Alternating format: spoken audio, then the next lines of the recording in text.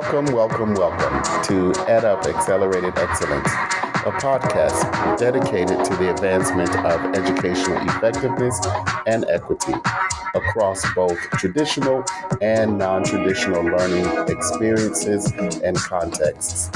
I am your host for this episode, Jacob Easley II, PhD, PMP. Let's get into it.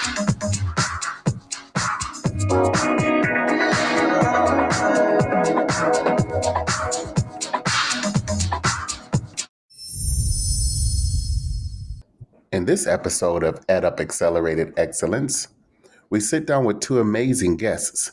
Both are affiliated with the nonprofit President's Alliance on Higher Education and Immigration. Dr. Miriam Feldblum is the co-founder and executive director of the organization.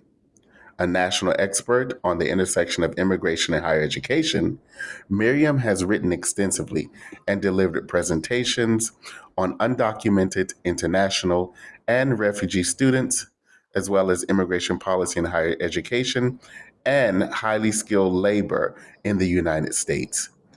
She is a non-resident fellow at the Migration Policy Institute and author of Reconstructing Citizenship: The Politics of Nationality, Reform, and Immigration in Contemporary France. Miriam previously served as the President for Student Affairs and Dean of Students and Professor of Politics at Pomona College, as Special Assistant to the President, Faculty Research Associate, and Senior Director at the California Institute of Technology, and as Assistant Professor at the University of San Francisco. She is a graduate of Barnard College and Yale University. Dr. Felicia Russell serves as Director of the Higher Education Immigration Portal. She identifies as a Jamaican-born, American-raised Black woman. She is also documented, that is DACAMENTED. Her research agenda explores the experiences of Black undocumented students and the intersections of race and immigration status. Her new book, which we will profile today in this episode, is entitled Amplifying Black Undocumented Student Voices, and it was released in April of 2024, focusing on the experiences of undocumented Black students on college campuses. She is a graduate of Pepperdine University and Temple University. We have invited both guests in recognition of Immigrant Heritage Month. The aim is to honor and recognize the contributions of diverse cultures of immigrants in this country, and the recognition began in 2014 when former President Barack Obama issued a presidential proclamation establishing June as National Immigrant Heritage Month. Welcome to the show, Drs. Feldblum and Russell. Thank you. Thanks for having To be us. here. I'm so glad to have you. So if you don't mind, let's clear things up for the audience. Can we begin by unpacking the terms such as immigrants, refugees, and asylees and new Americans? And I think that will help us to set the stage. Sure. And thank you for having us. We're so excited to be here. So think about immigrants. And by immigrants, we're talking about individuals who are not born in the U.S. of U.S. parents, right? So these are those who are born outside the U.S. And we also call them first-generation immigrants. And these are, they may be naturalized. So new Americans, by the way, often refers to those who are newly naturalized, right? And you can naturalize if you're here lawfully and you are a legal permanent resident, then you often are able to naturalize after 5 years. But people who are here as immigrants are here in all different kinds of statuses. So yes, some have come as refugees, and that means through the official U.S. Refugee Admissions Program, USRAP. They may have come here as asylum seekers, seeking asylum, seeking refugee status. So they are asylum seekers, and maybe they achieve asylee status. Their asylum request has been approved. So you have refugees, asylum seekers, asylees. You may also come here not through a kind of a lawful way. You may actually have come and overstayed a visa. You may have come through ports of entry or between ports of entry. You may be undocumented, right? So there's a whole group of undocumented individuals. You may be here, you may have some type of status. For example, maybe you came here a variety of ways and you were granted deferred action. So we have deferred action for childhood arrivals. Those individuals who came before the age of 16, many of whom have come as young children and who came by 2007 or have been eligible for DACA, and they have DACA. They may also have temporary protected status or TPS or DED, deferred enforced departure. So there are many different statuses, but here's how I would kind of categorize them, right? So immigrants, those who were born outside the country who are here, a large group are naturalized citizens or legal permanent residents. And then we have those who are in more temporary or precarious statuses, may even be stateless. So that's the kind of the group of immigrants that when we think about first generation immigrants. Thank you for that. That is extremely helpful. I actually learned a few new terms myself. So the United States is known as the land of the free. It is also a country of immigrants, as you just laid out the different types of ways in which one may come into the country. So aside from indigenous communities, one would be hard-pressed to find an American today devoid of an immigrant background, whether that background be through voluntary immigration or involuntary immigration, such as those who were enslaved. Or it could be both, actually. So Miriam, can you paint a picture for us of the current immigrant student population in the United States? And if you can, it's okay to talk about P-12, but we're going to center most of our conversation on higher education today. Absolutely. And let me just say also in terms of kind of first generation immigrants, some have come through family reunification, right? Some have come through humanitarian, those are refugees, and some have come through employment-based pathways, highly skilled.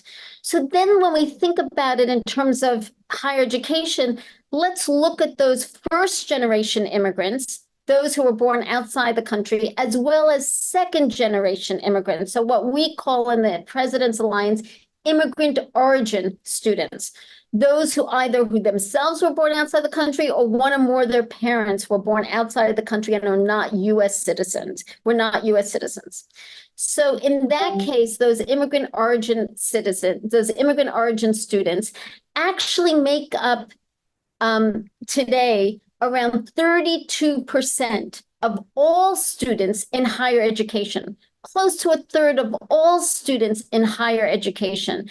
And that is around 5.8 million students. We have a little bit over 18 million students in higher education. This is from 2022 census data that the Migration Policy Institute conducted research for us as the President's Alliance. That includes 3.9 million second generation immigrant students and 1.9 million first generation immigrant students. So overall, there are many, right, students of immigrant origin in higher education today. And that doesn't count, by the way, international students. Sometimes demographers will count international students who come here really for education on an F1 visa, right? They will count them as immigrants as well. But we know in higher education, we make a distinction between our domestic student population, which includes first and second generation immigrant students and international students. But if we add international students who are prospective immigrants, many of them do stay. And in fact, their children are part of that second generation immigrant population. That adds another 5% or so. So over a third of all students in higher education are either of immigrant origin or international students. And let me just turn here and see if my colleague Felicia wants to add anything about immigrant origin students. One group that we also could mention is also undocumented students. So we have over 408,000 undocumented students in higher education. And that group is also pretty diverse as well. And, and it's also, in terms of diversity, about 15% identify as Black students and 45% identify as Hispanic, and over 24% are Asian students. So even the undocumented student population in higher ed is also, pretty diverse and also represent a huge number of students enrolled in higher ed as well. Thanks so much for that, Felicia, because those over 400,000 undocumented students are part of that first generation immigrant student population. So where I was talking about 1.9 million are first generation immigrant students, close to half of those are non-citizens. And of those, over 400,000 are undocumented. So they're in a precarious immigration status. And also to pick up what Felicia said about the incredible diversity of undocumented students, that also reflects the incredible diversity of all immigrant origin students. So among that 5.8 million of immigrant origin students, 80% are students of color. Now, what's really interesting is that if you look at those students who are born in the US, of parents born in the US, right, what we call third generation or higher, less than 30% of those students are students of color. So immigrant origin students are incredibly diverse. They make up 32% of all students in higher education. And Jacob, I have to add this, which is they are the fastest growing group student population in higher education. In fact, immigrant origin students accounted for 90% of the domestic enrollment growth from 2000 to 2022.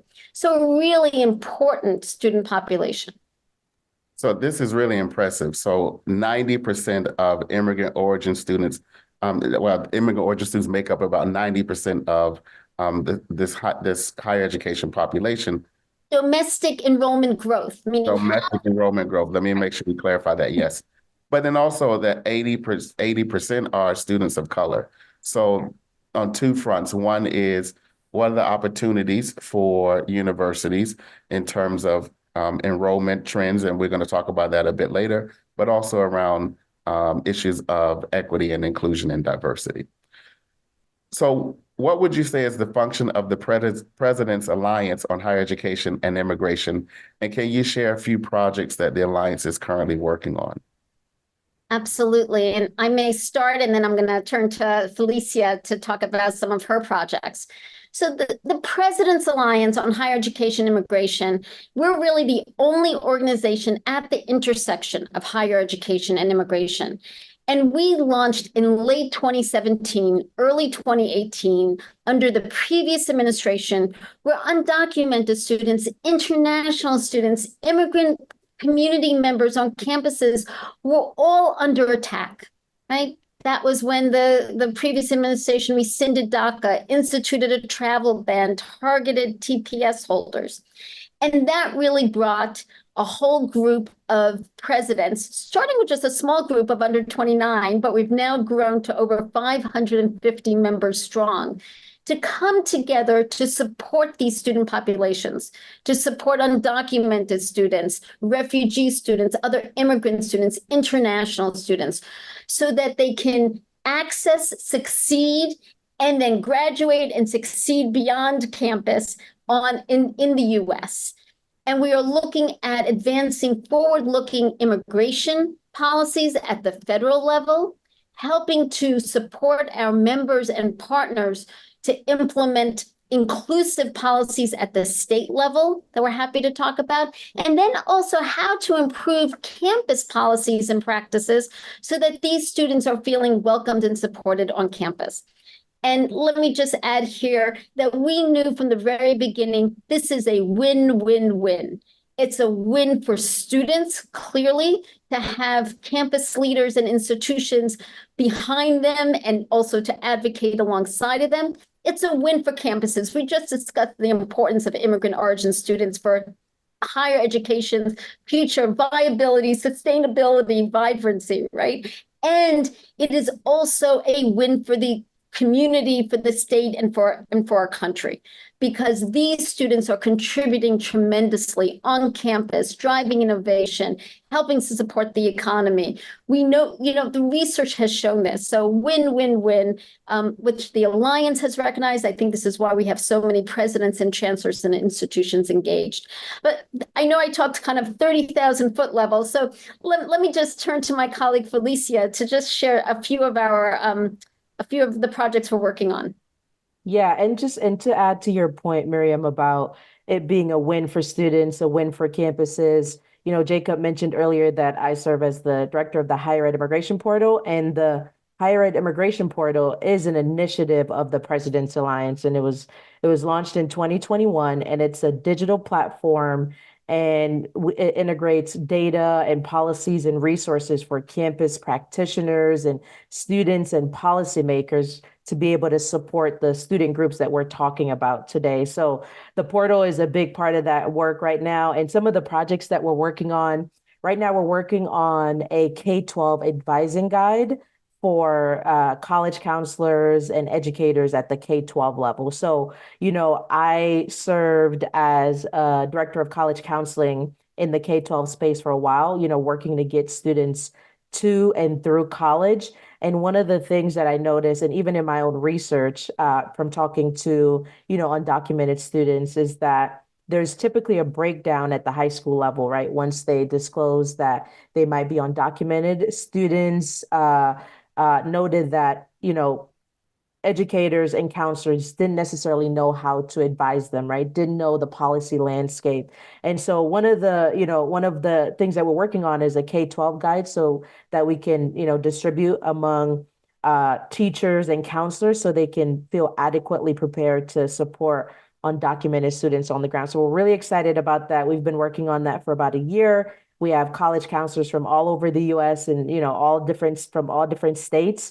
And we're hoping to launch and release that guide early September. We're also, working to expand tools for undocumented students who want to pursue graduate school, right? So we're launching a private and public tool for counselors and teachers to be able to navigate and know where, what certain schools that have, policies that would be good for students, whether it's, merit-based scholarships or, need-based scholarships, having a liaison on campus to support undocumented students. We're also working to build a financial aid tool for refugee students.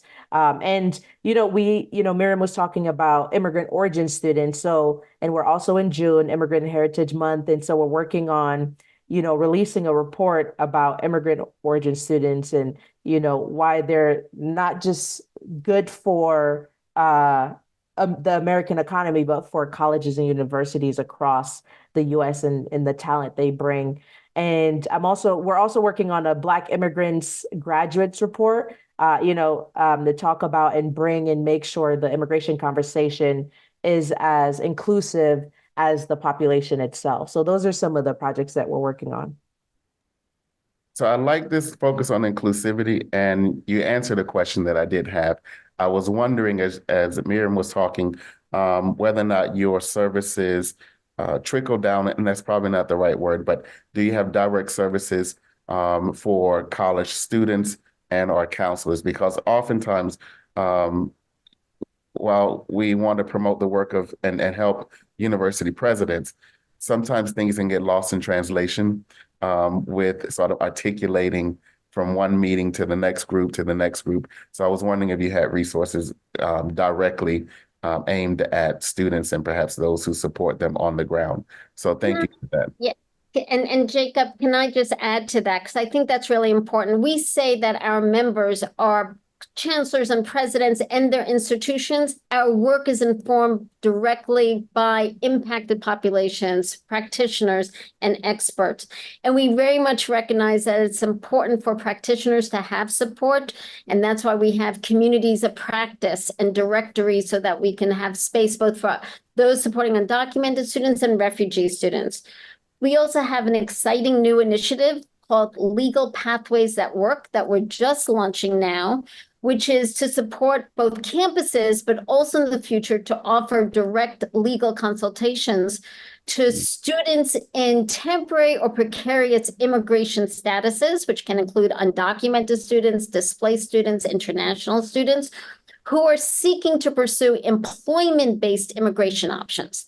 And these are existing employment-based immigration options. So we want to share with our campuses, there are ways in which faculty, departments, institutions can help support those students to be well positioned, to be able to pursue those options, as well as to work directly with students.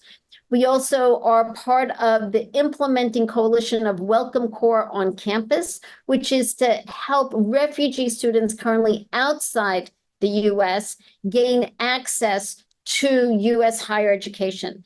So overall, we can talk more about some different opportunities and initiatives that we have. I very much agree with you. It's not only about providing the information to campus leadership, but making sure that campus staff and faculty feel supported and making sure we're informed by, listening to, and supporting the students and impacted populations themselves. Yeah, and can I add one thing to that? We also have an Ask an Expert forum on the higher ed immigration portal, right? So if you're a practitioner or a student and you're going through the resources and you might not see information that you need, you can fill out a form and tell us who you are, and we're able to kind of follow up with that as well. And also, one last thing about FAFSA, we are also, trying to do a lot of work there. As there's a lot of struggle this year with, students from mixed status families in filling out the FAFSA. And so we have a hub on the portal right now that can, support students, but also trying to build that out in the coming year as well. So I do have a follow-up question. So are these resources available to the general public, or are they limited to your institutional members? And I see you nodding your head. So I'm gonna let you explain that. And also the last part of that is there a cost for those who would like to access or use the resources, particularly, for example, the Legal Pathway initiative? So the resources on the portal, anyone can access them, right? Students, counselors, anyone can access the resources on the portal, and all the information that we have on the portal. And so, yeah, if you just go to Higher Ed Immigration Portal, you'll be able to access all of those resources, and there's no cost to be able to access it. It's one of the reasons we bring together over 32 plus partners. And we try to centralize a lot of those resources. So if you go to the portal, you'll be able to find, information on how to support refugee students and undocumented students, international students, and immigrant origin students. So you don't have to go all around looking for that information. I'll also say for the Legal Pathways That Work, there will be a resource hub on the portal open to everyone. And we will have the Legal Pathways That Works consultations probably limited to our members. We have a very low barrier for membership because, again, the presidents and chancellors who were involved in co-founding and still involved in leading the alliance really want to make sure that cost is not a barrier to participation, whether for an institution or practitioner or student. So that's really important to us. We are looking at what is going to be the business model for that new initiative. We know that there has to be one. It's just starting. We're going to have a task force. We're going to bring in all the experts and institutions and individuals to figure that out. Our goal, though, is to make information, resources, and opportunities for engagement as low cost as possible with as few barriers as possible. That's wonderful. So you have 550 plus or minus, presidents, chancellors as members, institutional members. And we have over 4,000 colleges and universities in the US. So for those beyond the 7% who are now members with the President's Alliance, this may be a great opportunity. So I'm going to move to a question about federal and civil rights. So federal civil rights laws and the Supreme Court precedent require states to provide equal access to public education for all children. So that's at the P-12 level, including those who are undocumented. However, at the post-secondary level, students are what I would say, depending on your classification, undocumented students are ineligible for Title IV federal financial aid, including student loans, work-study grants, and other federal resources, which may include access to healthcare. What efforts are afoot to address the intersection of immigration and access to higher education, either at the state and federal levels that you're working on currently? This is such an important question. And let me say that we have reached a milestone recently, which is we now have 25 states and the District of Columbia that have implemented some form of tuition equity for undocumented students, meaning that they give access to in-state tuition for undocumented students who are residing in those states, who've grown up in those states often, and who have graduated from high school. Makes total sense, but we have now reached Vermont just recently implemented their tuition equity legislation. And of those, around 18 also give state financial aid, which is very important too, because we know financial aid is so important to enable students to access and be retained in higher education. So there's a lot that can happen at the state level with in-state tuition and financial aid, and that's one of our priority areas. At the federal level, and Jacob, you mentioned Pell Grants and federal financial assistance under Title IV, that requires an act of Congress. Congress must change legislation to enable undocumented students to access federal financial assistance. That is one of our priorities in the one of our legislative priorities. At the same time, there are things that the administration can do and is doing.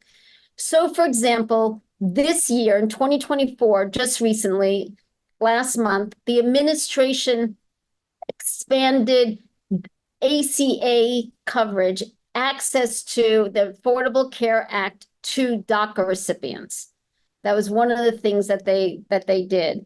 Second, as part of the rulemaking in the Department of Education, they have proposed to expand, to open up TRIO eligibility, and TRIO is for low-income students, to open up TRIO eligibility programs to undocumented students, which is so important. It's certainly not enough, but it is a start. It's an important step, as I'm sure Felicia also from all her work with the K through 12 and college counseling and admissions can speak to as well. So there are things that can be done at the state level that we need to do. And one of the things is on the portal, you can look at your state page and see what access is already available, as well as a legislation tracker at what legislation is being proposed. And then second, to engage and advocate at the federal level. Leaders, entrepreneurs, and change agents looking for the opportunity to network and exchange ideas with other trailblazers and to further your brand. The 2.0 conference is for you. Experts from the fields of education, health, internet, marketing, and CXO are welcome to take part in the 2025 conference in Las Vegas, Nevada, March 4th through 6th. Reserve your space today and receive a 10% discount courtesy of EdUp Accelerated Excellence with the code EdUp10OFF. That's EdUp10OFF. Learn more and register online at www.the2conf.com. That's the2conf.com with the code EdUp10OFF. Yeah, I think it's important for, colleges and universities to be thinking about, how we continue to support undocumented students without DACA, because that population is dwindling, right? So folks who would qualify for the DACA policy, they don't qualify because of the cutoff, the entrance year. And so a lot of universities now have to be thinking about, well, how do we support students without DACA? And I think that's also one of our focus areas as well, is making sure that folks have what they need to support undocumented students. So the term DACA has been mentioned several times already on this episode. Let's explore this category of the immigrant story for the audience and flesh it out a bit more. So in 2012, the Department of Homeland Security, or DHS, began implementing the Deferred Action for Childhood Arrivals, which is DACA, that policy. And that policy allows youth who were brought to the United States as children and who meet certain criteria to request consideration for deferred action. DACA recipients can live and go to school in the United States and may be eligible to attain work authorization while their deferred action remains in effect. So there have been more than 680,000, I hope I have that figure correct, undocumented young people who receive DACA, yet some youth meeting the DACA guidelines have not requested consideration for DACA or for DACA renewal. Hard to reach populations such as migrant students and adult learners have been and perhaps remain underrepresented. Felicia, can you talk about this? Because I know your book focuses on undocumented Black students who are largely invisible in the literature on immigration in higher education. So what was the impetus for the book, and what have you learned so far about engaging with the particular group of undocumented Black students? Yes, yeah. Thanks for that question. So, Miriam defined earlier that, there are some folks who are considered, they have DACA, and we sometimes refer to them as documented. And I would, I would be one of those people. And, in high school, and this is the story of a lot of undocumented folks, or a lot of folks with DACA, is when I learned that, I was undocumented. And, in my last year of undergrad, DACA became a thing. And so I was able to apply for DACA, and it changed my life in a lot of ways. We're coming up on the 12-year anniversary. This Saturday is the 12-year anniversary of the DACA policy. And so, it's been a groundbreaking policy for a lot of folks. And one of the reasons I wanted to write the book that we're talking about, Amplifying Black Undocumented Student Voices, was to talk about my experience as a Black undocumented person, because typically, when we're talking about immigration, we often forget about some of these groups. Like, we often forget to talk about Black undocumented folks or Asian undocumented people, right? So basically the marginalized within the marginalized. And so that was the goal of this book, was to not just share my story, but to share the stories of other Black undocumented folks who are navigating higher education, and to really talk about what some of those challenges were that we face as it relates to race and immigration status. And so in terms of what I learned, I talked about two themes in the book, right? So I talk about sense of belonging and invisibility, right? And so, Blackness in America is typically deemed as one experience, right? And so we sometimes reject the nuances of ethnicity and nationality.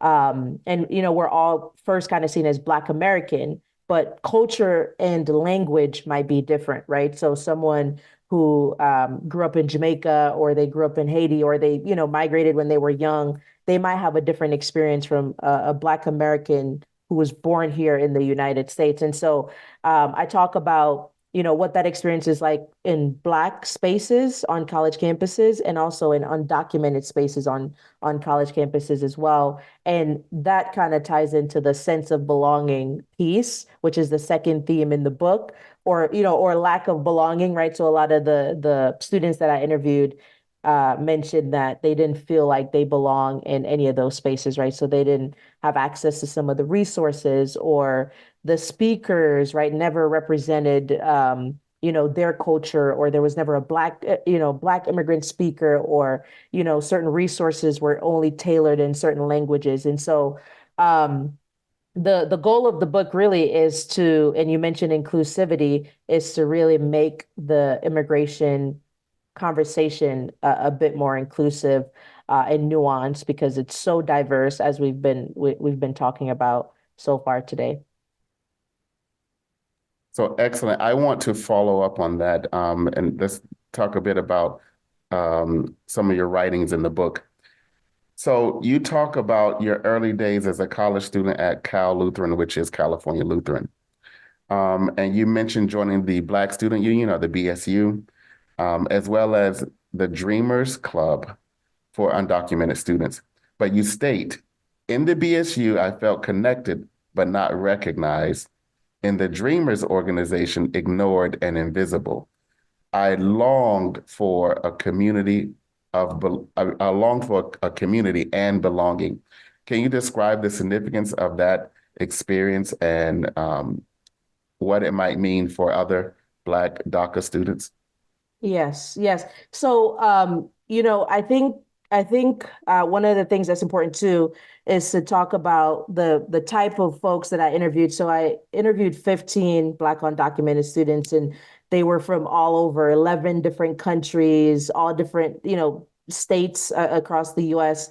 And one of the things I've learned too, within the last, few years, is that because I also grew up in California, that also impacted the way I thought about immigration, right? So, if I grew up in New York or Florida, my experience might be a bit different, right? Because I would have had access to, more Black undocumented people. And so I do want to acknowledge that, because, there's some differences to my experience growing up in California, but also that the students that I interviewed, they also had a pretty diverse, an array of experience. And so I think one of the things that I try to do is define belonging and define, how I talk about invisibility in the book. So because the research is rooted in race and immigration, sense of belonging was defined as a student's access to support and resources and connection on campus. And so the quote that you mentioned, basically students experience a lack of belonging because they didn't have access to those things. They didn't have access to resources, physical spaces, or connection to faculty or staff, and also connection to their peers. They couldn't exist as both Black and undocumented. When they were in Black spaces, they had to just exist as, Black. When they're in undocumented spaces, they had to just exist as an undocumented. And students wanted to exist fully, right? To show up fully. I want to show up as both Black and undocumented and female and all of the things that I am, and not have to compartmentalize. And so that kind of speaks to the quote that you mentioned. So when did you, each of you, or whoever wants to share, recognize your immigrant status? Now, Miriam, I know you are the product of immigrants who perhaps were already naturalized here in the States in some way. But when did you learn that information or come to realize it? And how, if any, in any way, did it shape your perspectives of education or educational leadership? Yeah. So I tell the story in the book, but I understood or realized that I was undocumented in high school. So I was a sophomore in high school, and I tell a story in the book. My counselor, I had a great college counselor, and we had a Dreamers Club on campus, and he told me, "Hey, you should go to this club." And on my first day in that group, there was a student who asked why I was there, right? And her question was not malicious in its intention, but she had just never seen a Black person in that space, right? So she thought maybe I was invading their safe space. But at the same time, what that did was like gave me this feeling of otherness, right? That I wasn't immigrant enough or that I wasn't undocumented enough to be in that space. And so that experience kind of shaped my, professional experiences moving forward. It's essentially why I went into the K-12 space, doing college counseling, wanting to make sure that folks were equipped with the resources and information they need to, accurately counsel undocumented students. It's why I went into higher ed and admissions, right? Wanting to make sure we had policies in place that were, would support access to higher education for undocumented folks. So, and it's essentially why I'm at the President's Alliance, right? The work that we're doing at the intersection of higher ed and immigration it's all been influenced by my own lived and personal experience as a, undocumented person with DACA status. So essentially, it shaped your role in becoming a change agent. Yeah, there we go.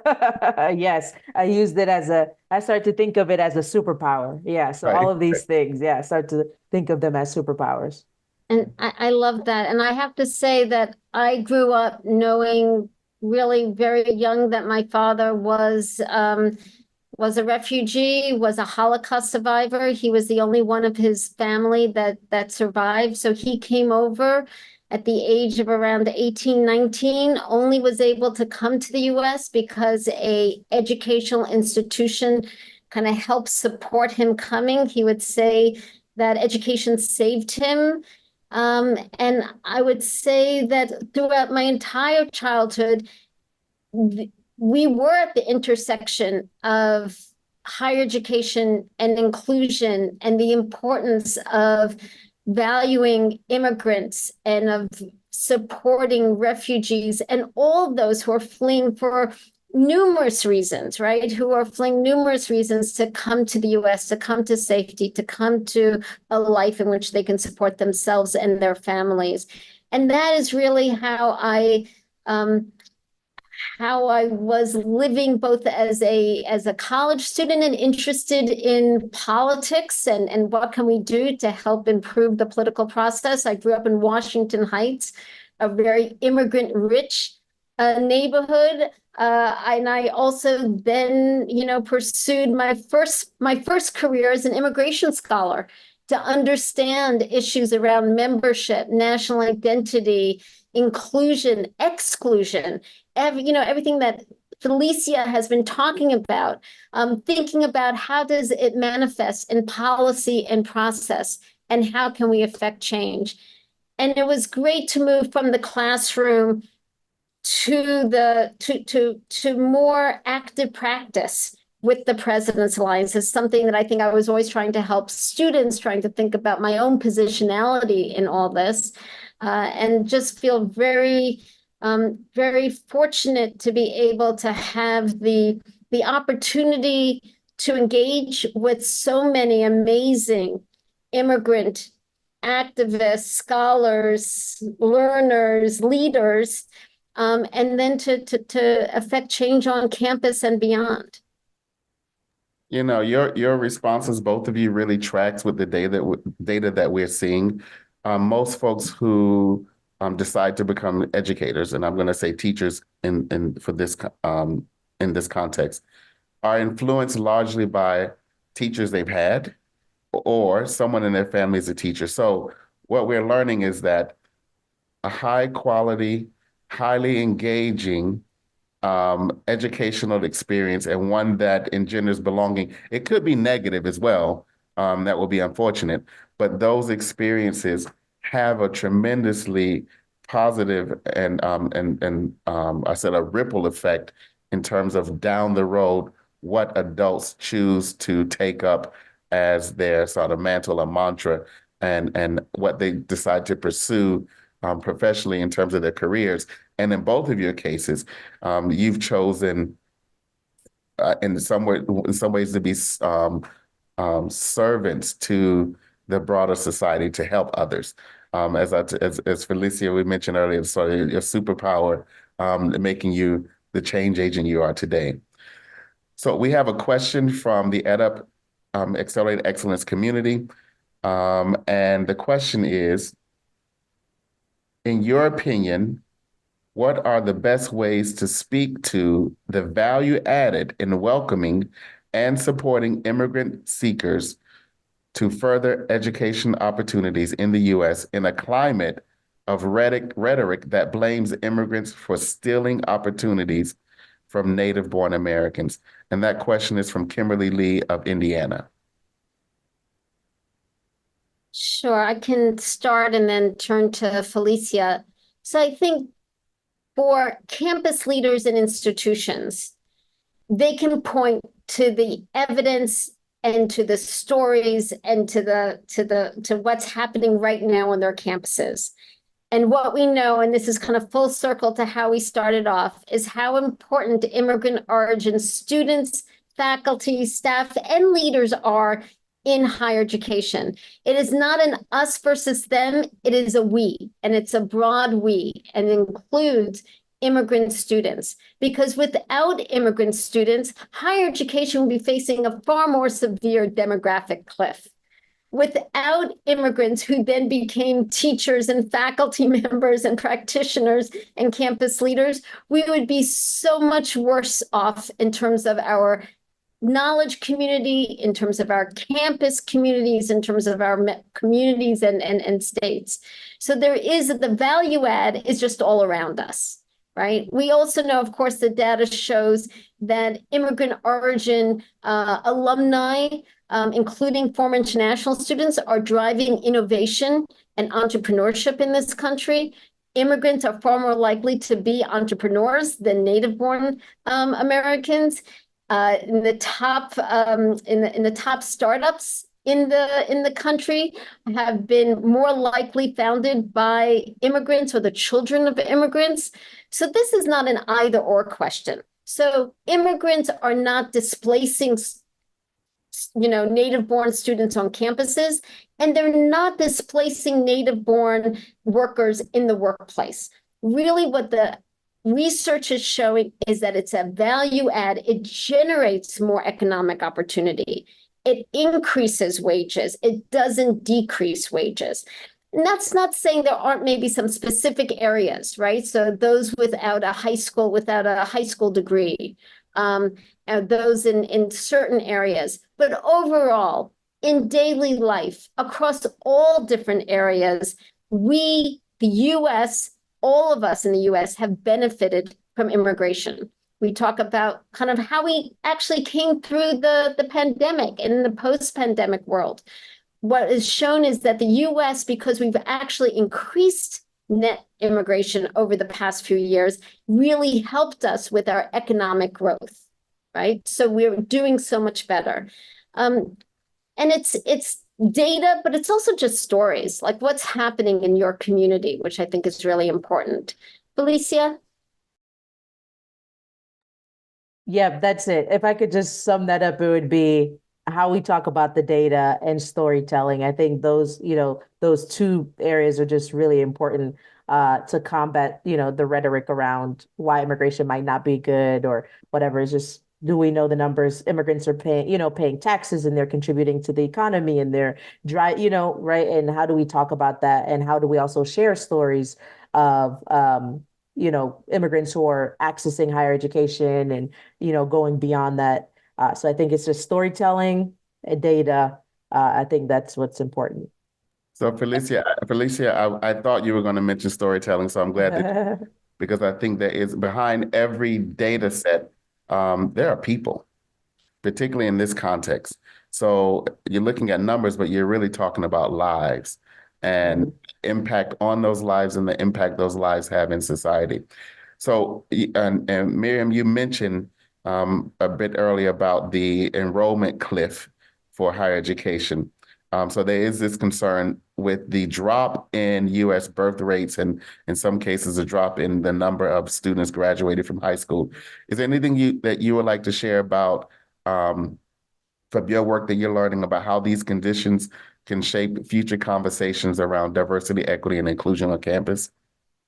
Absolutely. I mean, one of the things that we know is, again, without immigrant origin students, that demographic cliff would have been far worse. And that's part of the context of first and second generation immigrant students driving 90% of the enrollment growth, or the fact that immigrant students make up 44% of all students of color on college campuses. So 32% of all students, but 44% of students of color. And what that means is that anti-DEI legislation, those that target diversity, equity, inclusion, are certainly going to impact immigrant students in ways that we want to monitor. We want to mitigate harmful impacts on all students, but also recognize the importance of immigrant origin students. I will say that even though for Felicia and I, we talk about storytelling, we talk about data, I also just want to acknowledge that for specific individuals, for communities, they may be looking at migration and say, I have issues. And I think that what's important for us in higher education is to acknowledge that there is a global humanitarian crisis. Right now, there are over 110 million individuals around the world who are displaced, who are refugees, who are fleeing. And that impacts everyone. It impacts what's happening at the border today. It impacts how many individuals are fleeing to the US. And we need to acknowledge that and support communities. So while the benefits of immigration are self-evident, and we still need to tell the story, it also is about acknowledging and engaging with those who have differing perspectives and differing, stories to tell, and not shying away from that. And I think that's also something that's very important to the President's Alliance. Right, and we call that intellectual diversity, whereby bringing people together from different backgrounds and different perspectives quickens and enriches how we see the world and how we are able to understand problems and how we're able to collaborate with one another in seeking solutions for those problems. So how can the EdUp Accelerated Excellence community learn more about the President's Alliance? I know you've mentioned the website, but if you can give a shout out for the exact URL and perhaps some points that you think someone who's new to this line of inquiry or research or just interest level, where should they look? Well, Miriam, you're muted, but I'm just going to say they can, folks who sign up for the President's Alliance weekly newsletter.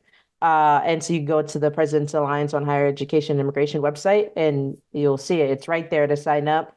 There's also a monthly higher ed immigration portal newsletter as well. And if you go to the portal, you'll see, the past versions, and you can sign up for the newsletter there as well. So those are two ways. And obviously we talked about, just utilizing the portal itself. There's a bunch of resources on the portal, whether you're a student or a policymaker or a practitioner, there's information on the portal for you as well. So that's what I would say.